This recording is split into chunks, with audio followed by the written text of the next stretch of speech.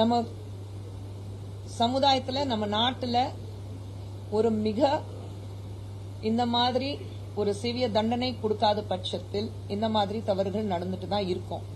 இங்கே குற்றம் செய்யறவங்க நம்ம நாட்டோட எல்லை தாண்டி போன உடனே குற்றம் பண்றதுக்கு எங்கேயாவது எச்ச துப்புறதுக்கு யோசிக்கிறாங்கல்ல, அப்ப நம்ம நாட்டுல மட்டும் அந்த பயம் கிடையாது.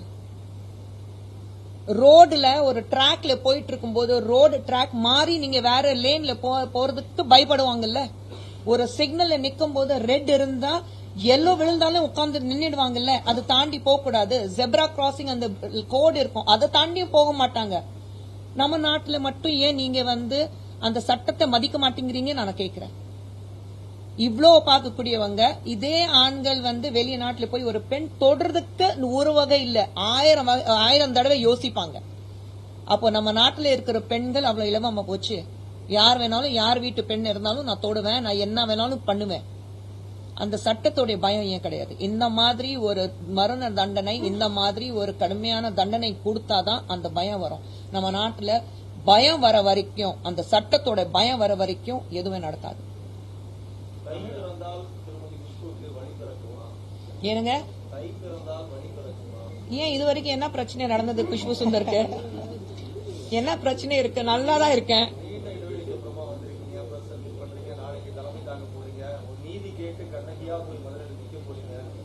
நான் என்னைக்குமே கண்ணகி தானே. புது சூழ்நிலையம் சென்னைக்கு ஒரு 38 வருஷம் ஆச்சு. 38 வருஷமா கண்ணகியா தான் வாழ்ந்துட்டு இருக்கேன். மனசுல பட்டது பேசுவேன், மனசுல பட்டது செய்வேன். அது ஒன்னும் எந்த மாற்றமும் கிடையாது. குஷ்பு சுந்தர் எப்படி இருந்தாலோ இன்னி வரைக்கும் அப்படிதான் இருக்கா.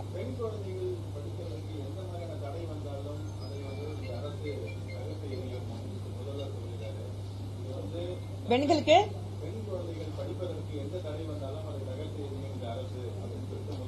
44,000 கோடி எடுகேஷன் பாலிசி காசு கொடுத்திருக்காங்க. எங்க இருக்குன்னா முதல்ல அதுக்கு பதில் கொடுக்க சொல்லுங்க. 44,000 கோடி, ஒரு கோடி 2 கோடி கிடையாதுங்க, 44,000 கோடி. இதுதான் அண்ணாமலை அவர்களும் கேட்டிருக்காரு. எங்க இருக்குங்க அந்த எடுகேஷன் பாலிசில தானே நான் காசு கொடுக்கணும் எஜுகேஷனுக்கு. நாங்க 10,000 கவர்மெண்ட் ஸ்கூல்ல புது பில்டிங்ஸ் கட்ட போறோம்னு சொன்னாங்க. எங்க இருக்கு? ஒரு செங்கல் கூட எடுத்து வைக்கல. கேட்டோடனே உடனே நம்ம டெபுட்டி சிஎம், நீங்க மதுரையில எய்ம்ஸ் துவக்க போறீங்கன்னு சொன்னீங்க, அதுக்கு செங்கல் வச்சீங்களான்னு கேட்பாரு. அதுவும் தெரியும் எனக்கு. அதுக்கு இதுக்கு சம்பந்தமே இல்ல, அது சென்ட்ரல் கவர்மெண்ட். நீங்க இங்கே இந்த மாதிரி வாக்குறுதி கொடுத்தீங்க எலெக்ஷன் டைம்ல. இது 4 வருஷத்துல 44,000 கோடி. அப்ப கணக்கு பண்ணீங்கன்னா ஒரு வருஷத்துக்கு எத்தனை ஆச்சு உங்களுக்கு? 4,200 கோடி. எங்க இருக்கு? அதுக்கு பதில் கொடுக்க சொல்லுங்க முதலமைச்சர் அவர்கள். என்னங்க,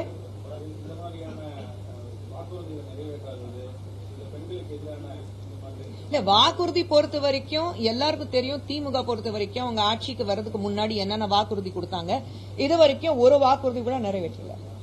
சரிங்களா? சோ பேசிட்டே போயிட்டே இருக்காங்க, பேசிட்டே இருங்க.